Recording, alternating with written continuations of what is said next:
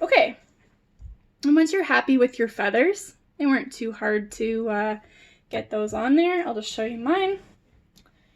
And the face is facing this way, so the beak's gonna go here, and the eye and all that kind of stuff. And that's what we're going to be doing next. So you're going to be, at this point, sort of done with your red until you go back to those berries on the branch. So I would suggest going to your fine liner, if I can find mine, there it is. Going back to your fine liner brush. Now for this, you're going to need black. And I lied, you're actually going to need some of the vermilion because we need to do the beak as well. But we're gonna do the beak first, so but with the fine liner. So take your fine liner brush and go into some of that vermilion color, maybe even with a little bit of white if you want it to be lighter. Now mine's still got black on it, so make sure that your paintbrushes are really nice and cleaned off, otherwise you're gonna mix black in with it. Okay, let's try that again. Vermilion. Okay, and so for the beak, I'm going to start where those head feathers, that's all I call them, from there. And then I'm just going to create that line, and I'm going to bring it right out like that. Make a curve to it because it is a beak. So that's the top of the beak there. And then he's got a bottom to his beak as well. Don't make the bottom as big as the top. Usually the top is more noticeable. So again, I'll show you mine. There you have his beak. If you can see it up closer there. So once you're happy with the way the beak looks, if it's not looking too good against the red, don't worry about that because the next color that we're going to be doing is black. And that will break up the beak color from the red color anyway. So like I said, let's go into the black next. So for this, I would suggest getting a little bit of water on your brush. Again, we're using the fine liner for this. Just go right into your black, not any kind of light gray or anything. We're doing solid black for this. And for this part, you're gonna wanna just give a little bit of an illusion that there's black around the beak. So in cardinals, this part here, if you can see, is kind of like just black. It's like a black inwards triangle almost. So for that, I'm just gonna take my black, and if you're finding that the paint is mixing in with that vermilion color that you just did, you can either just add more black paint on top of it, or you could wait for it to dry a little bit in between. And then you're just gonna go down the neck, not very far, just a little bit. It's mostly around the beak that they have the black. Make sure that you don't go too far with the black going towards where the eye would sit, because obviously you're gonna have to draw an eye. And you kind of want the eye to be more noticeable, so just doing all black is not going to really make it stand out. Okay, so here's my black piece around the beak there, you can see. So I'm noticing that there's kind of like a little, like few whisks and stuff coming out of the neck, so just kind of, you know, play it up in that area a little bit like that. And then I would take a little bit of the black and some of your white and make sort of a medium gray color for this. So with your medium gray color, mine's a little dark, just go in along that beak, and of course we know that there's a top and a bottom, so you want to sort of show a bit of a line. So you're going to start at the very tip of the beak and just bring it inwards a little bit. For this, you don't want to do a big line because that's going to look a little cartoonish. You don't want to do anything too major, just a very faint sort of light gray line. That way you can see the bottom and the top of the beak. Now, if I really wanted to sort of make my beak look a little more rounded, I could add a tiny bit of the red, and hopefully your vermilion is still sort of wet at this point, so it'll mix in a little bit with that red color. And if you're finding that now you've got it too red, well then just go back and add some vermilion. And it should be that nice orangey color again. Just adding a little bit of depth to the beak. I kind of want the tip of my beak to be nice and light orange. So I'm gonna go in with a little bit of white with that vermilion color. That's nice, okay. Okay, so then next you're gonna take your black again. I mean, you know, get your paintbrush clean and everything. We're still using the fine liner. And for this, you're gonna just do your eye. So for the eye, you don't want it to be like a round circle or anything like that, because that's not exactly what it's not too realistic. So for this eye, it's almost a little bit of an upside down triangle. So starting around the top of where that beak comes and meets up with the head, you're gonna wanna start your eye there. And don't be too worried if you don't get it right the first time. There's always time to fix it. Again, don't make the eye too big. But just a nice sort of upside down triangle.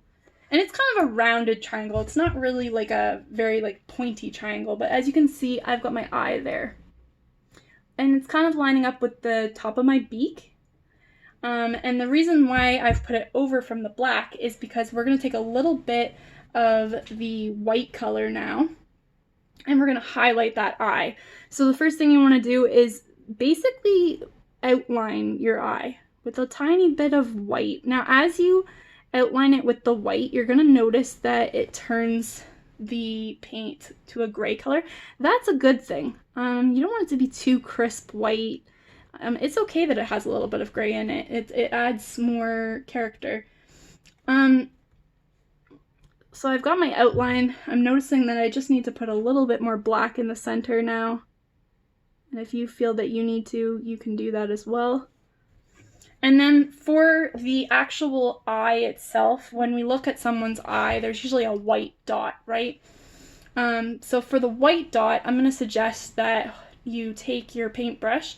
If it's a fine liner, it likely has a small tip on the very bottom of it, right here. And just take that and dip it into your white. Dab it off on your paper towel a little bit, and very, very lightly just place one dot right in the middle. And that's all you have to do for that. Nothing else.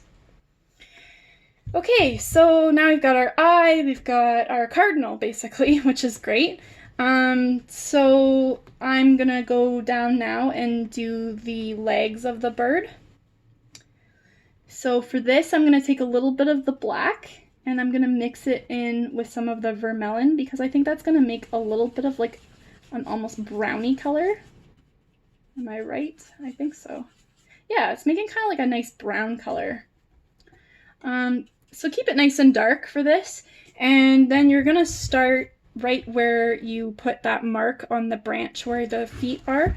And let's start on the left foot first. Oh, I have like some on my brush there. And first go over that mark that you put on the tree. Now for the bird's foot, you're gonna wanna create some little toes that are gonna be kind of sticking outwards on the branch. How can I better explain that?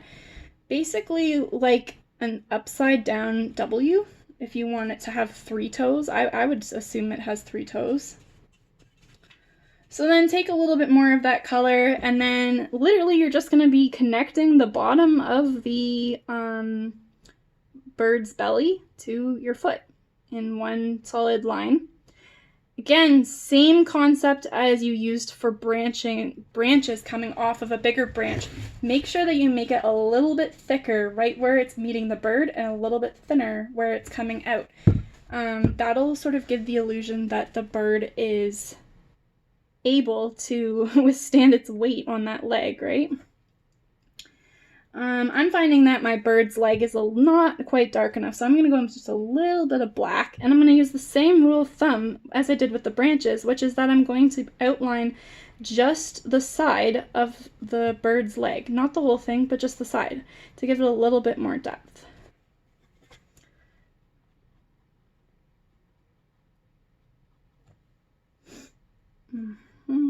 Like that. I'll show you guys in a second. Let's just do the other leg. The other leg is pretty much hidden in this picture. So again, you're gonna go over to that second mark. As you can see, mine's right here. And for this one, you're basically just gonna be drawing the foot because you can't really see this leg. So for this one, the foot is going to be really all that shows in this piece. Now I'm noticing, well, I'll show you my leg first. So there's my leg, and then I've just got the foot of this one over here. So that's pretty much all you have to do. Now the leg's looking a little bit like part of the branch, and for that I think I'm going to add some leaves and berries to the branch like I mentioned before, which is just going to give it a little bit more depth, like detail in this area here. But moving on from that, can you see how I've got this little bit of white in between the red and the branch and then the tail there? If you have that, I would suggest going in with a little bit of darker red color and just filling that part in with some darker red, because there really wouldn't be a space between the bird's tail and the branch. It would be in behind, so you want to give that look of the branch going across the bird. Okay, so once you're happy with that, we're gonna clean off our brush, and we're moving on to almost the final step now. So the final step of this is going to be taking some of your black and white. So for this, I've had my reds mixing in this one. I'm gonna move back to my black and whites for now, but I'm going to need my reds when I do the berries, so keep those aside. So for this, I'm going to make a nice sort of light gray. Nothing too dark. Oh, that's kind of dark now. I am needing to redo that. That's fine. Okay. And again, we're going to put a little bit of texture in with these leaves. So for mine, I'm not going to add too many leaves, but I'm going to add some. So for leaves, the shape is sort of like coming out from the branch and around, and then back down and around with a point at the top. So I'm just going to do one as an example. And remember how I said I wanted some leaves around my bird's leg, so that's where I'm going to start. I'm going to start with the bottom of my leaf coming off of the branch. And then I'm going to bring it back around to the branch again. So you can see, whoops, there's one of my leaves. It's very faint right now. I'm going to add to it, but for now, that's the placement of where I'm going to put it. So once you've got your first leaf, go ahead and do a few more. You can put leaves on all your branches or just some. In fact, for this second leaf beside the first one, I'm actually going to overlap that foot because the branch is in front of the bird. So that's a nice effect. And I'm going to put a few more up here. Remember, this gray color is going to be very like detailed looking once you add the white to it and the darker. For now, it's just a light gray against that gray background, but it will come to life with the other parts to it once you get there. Okay. So I've added approximately, I don't know, maybe 12 leaves to mine. There's no right or wrong answer to this. You can add as many or few as you want. But now I'm going to go in with a little bit darker, and I'm going to add some black to my lighter gray, which is going to make a darker gray. Oh, I'll show you my lighter leaves before I move on. So there's my lighter leaves there. You can see them just barely.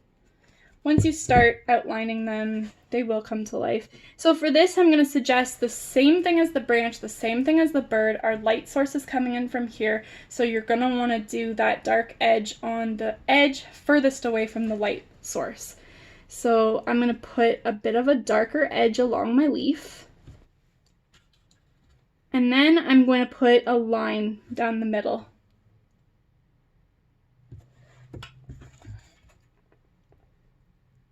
It's really hard to see, but there's my line down the middle and then my darker edge there. Darker edge and a line down the middle. If you're finding that it's blending too much with the lighter gray color, just wait for it to dry a little bit and then try the darker color on top. And this doesn't have to be perfect. These are just sort of, you know, it's nature. Nature's never perfect, so don't worry about it being a perfect straight line down the middle or anything like that. Just make sure that it's got a little bit of dark, a little bit of light, and that the leaves aren't just one color of gray. They just need to be a few different shades of gray in order to give that sort of more realistic effect. Okay. If you have any that are looking too light, add more dark to it. If you have any that are looking too dark, add more light to it. That's sort of the rule of thumb. Now for the berries, I'm going to go in with my crimson red color here. And I'm going to do my berries using the bottom, just like we did for the eye. I'm going to use the bottom of my fine liner brush. The reason for this is that it's just going to make a nice dot, a nice circular dot on my canvas. So I'm going to go right into my paint, which has kind of got a bit of a watery consistency to it. And for berries, usually you want to put 2 or 3 together. So also, before we start, for berries, I would suggest putting them as close to the leaves as possible. This is a really nice look because it brings in that red color from the bird, and it just really pops against the gray and white background. And again, you can do as many berries as you want, or you can do as few. I would suggest doing 2 or 3 per leaf would look best. If you want to do 1 here and there, that's also okay. I just wouldn't do 1 on every single leaf. I'd do at least 2 or 3, like I said. And once you feel like you've got enough berries in your piece, you can be satisfied with that. I'm putting a few berries in places where there aren't leaves because I would like a few more berries than leaves.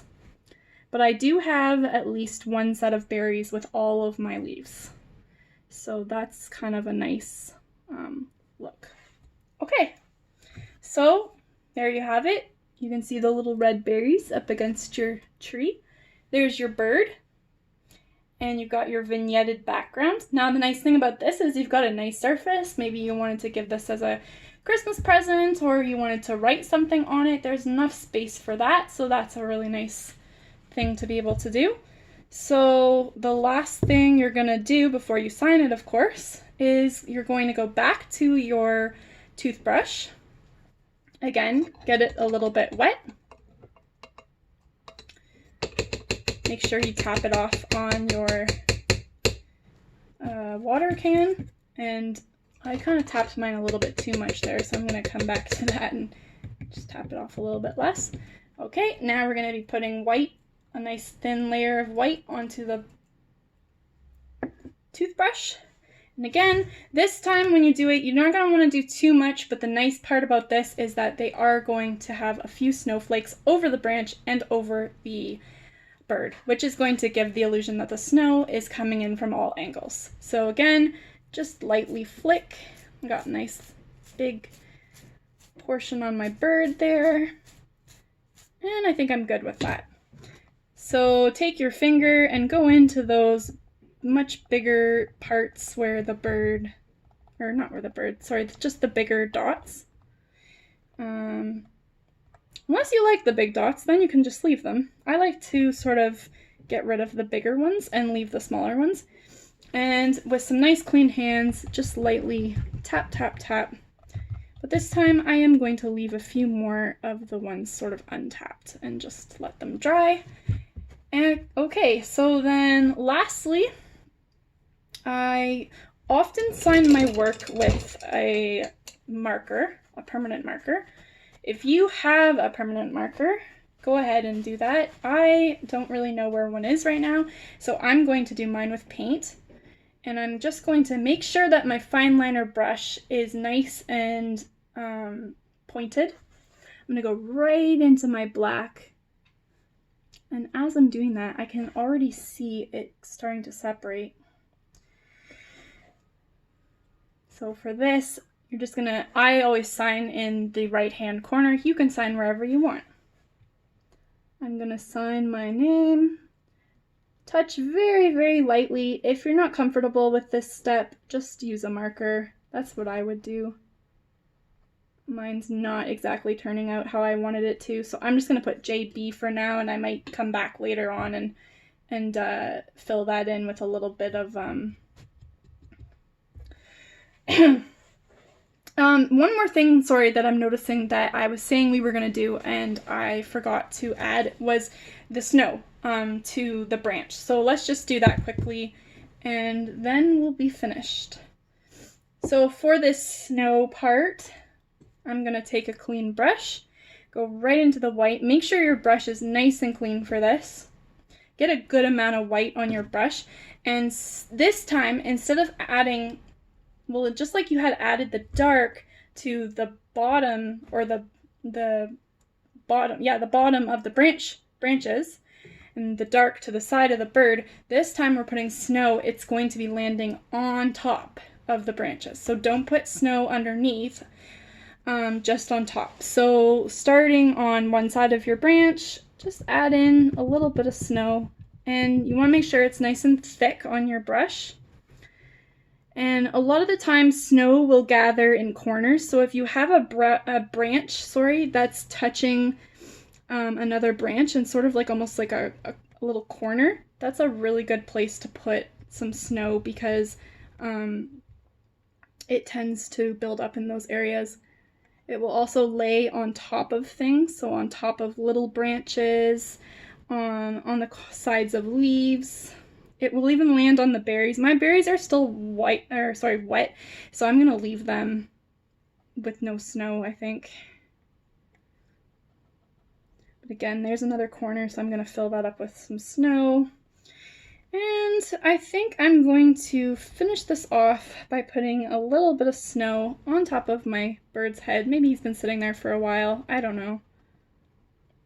He's got a little bit on his beak too. He needs to fly away soon because he's getting cold. And I'm going to tap that out a little bit. And with that, I would say I'm happy with how this looks. So I hope you really enjoyed painting with me today. Let me know how you think I did, or if there's anything I can improve in the comments below. Again, this was my first attempt at a tutorial on how to paint. Here's my finished piece. I would love to see your guys' pieces if you followed along during this tutorial, so please show me the pictures in the link below. And yeah, stay tuned for more videos. Also, if you have any ideas of things you would like to paint and see them be painted by me, then let me know in the comments below as well. And other than that, I hope that you guys enjoyed this. I know I had fun, and we'll see you next time. Bye!